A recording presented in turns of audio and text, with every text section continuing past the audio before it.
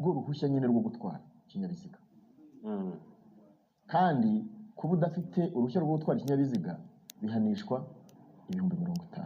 Ariko reka dushingire ku itegeko nomero 34 ryo muri 1987 ryerekeranye imihanda n'uburyo bwo kuyigendamo. Reka njye nsimbuke ku ngingo ya 9. Iravuga ngo ibyerekeranye uburenganzira bwo gutwara ibinyabiziga. Ubwo udafite uruhushya rwo gutwara ikinyabiziga kiri mu cyiciro runaka azahanishwa igifungo kitarenze amezi 2 n'ihazabu y'amafaranga atarenga 10,000. N'igifungo? Yego. Ariko reka aho ngaho ku ngingo ya 42 y'iryo tegeko haravuga ngo amahazabu avugwa muri iri tegeko ashobora kongerwa kugeza ku nshuro 9 ahantu bahamenye ko tufitemo rumu yo kuzamura n'amande bishingiye kuri iri tegeko. Ariko harimo no gufunga kuko ibi nabyo